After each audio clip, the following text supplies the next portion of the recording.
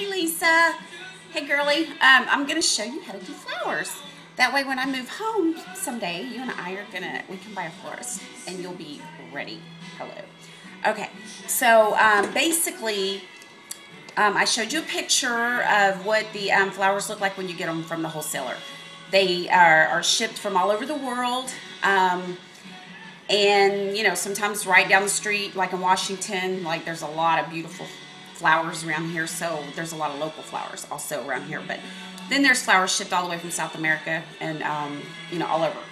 So they come in these packages, and then the first thing you want to do when you get these flowers is you want to process them pretty quickly, and that means basically rehydrating the flower. So what you're going to do is you have your flower food. This is a powder form. It's also available in liquid form. And these are my clippers. And some florists use knives, but I've lost mine, so I have clippers. So basically what you're going to do is you're going to put about 4 tablespoons of flower food into 1 gallon of tepid water. And basically, if you were going to give Annabelle a bath, that degree, that temperature of water, because the cold will shock them, and you don't want to do that, okay? So I've already made the water, and then I put my water into these buckets. These are just your basic, I guess, painter buckets. I bought them at Home Depot. All florists have them, and then I've got 3, but most florists probably have about 20, 30, lots of them. And then you basically process all of your flowers. You put them in the buckets, and you put them and let them soak anywhere from 2 hours to overnight to 2 days. And you know, in a florist where they're well chilled in a cooler, you know, flowers are in there for a week. So you know, the flowers that I got for this week's arrangements are lilies, and I got these lilies because number one, John really likes them. The employees like them, the guests like them, and I got all white lilies, so I've got 20 stems of lilies, and each lily is probably going to have 3 to 4 blooms. And the thing with lilies, it takes them several days to open. See, these aren't open at all, and that's why I went today to get them, so that by Friday they'll be mostly open, and then by the weekend they'll be just in full bloom, and they'll be gorgeous. So the way that you process a lily is you're going to take these leaves off, because these leaves will turn yellow, and you don't want that. So you're going to just pull those off. You'll leave the ones that are up here, and then you're going to take the clippers that I just showed you and clip about 2 inches off the bottom of the flower, of the stem. And the reason you do that is because you want to go ahead and give that flower, you want to kind of, you know, cut it on an angle if possible. And you just want to go ahead and give that flower as much room as possible for it to absorb its water and its flower food. And then you immediately put it into its bucket of water, so that it, if you cut it and then you stand around and talk and forget about it, then it's going to develop like a bubble inside of the stem, and then water won't be able to go up the stem. So if that happens, you need to trim it again and put it back in the water.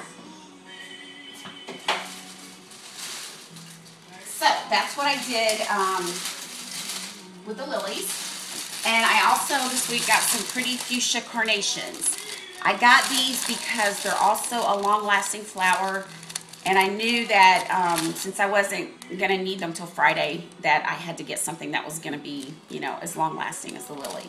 So I got these pink, you know, pretty fuchsia pink carnations. And you process them the same way. We'll take the paper off of them.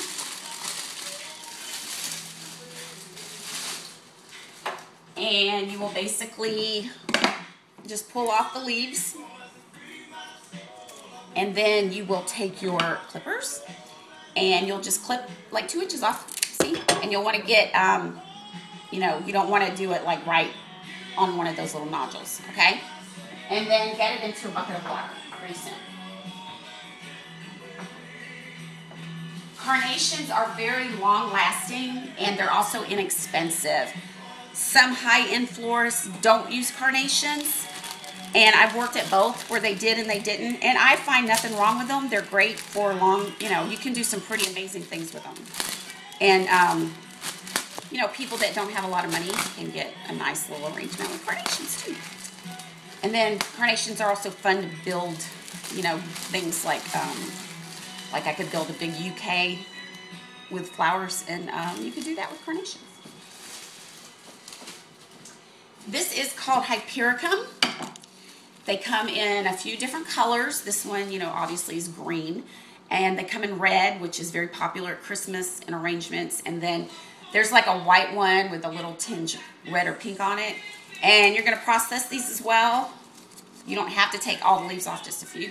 And you're going to trim them at the bottom. And then stick them in the water.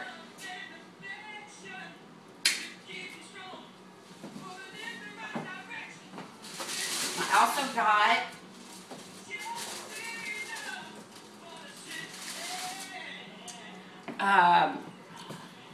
some stock. This is my favorite flower. It smells beautiful. It comes in several different colors. This is a light pink. It comes in white, cream, purple, like a dark purple, different shades. Very popular with brides and bouquets and things like that. And you're going to do the same thing. You're going to take these leaves off, not all of them, and we'll throw those away. And then you're going to trim the bottom. That's a thick one. And throw it in, put it in water.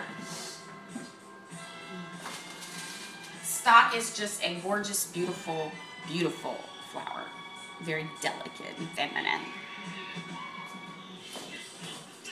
Then I got some heather. This is pretty much a weed, but it's going to complement the other colors in the arrangements. And I always get something like this just in case I need something more and I'm not sure. I might need it, I might not, but it's inexpensive, and you just basically add it into your arrangements. And, you know, a little contrast, a little color. This is the only greens that I got today because I already have some here. And this is called Pittosporum, and florists just call it pit. And you basically, it's a green leaf with a little white around the edge of the leaf, which makes it kind of pretty. But you can use this for foam arrangements or water arrangements. And you basically fill in, you know, gaps or wherever you need a little color, a little contrast, and it's perfect. So basically that is what I'm doing this week. Last week I spent a lot of money at the Flower Mart because the owner of the hotel was coming from Sweden, and I wanted the flowers, you know, to look nice for her. So this week I'm kind of, you know, I don't have as many different flowers. I got the carnations, I got the lilies, which are big and they're going to take up a lot of room. So that's what I did this week.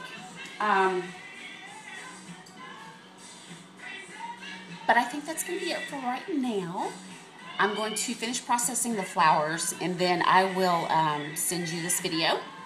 And then I will show you Friday when I do the arrangements, and I'll make another one. Okay.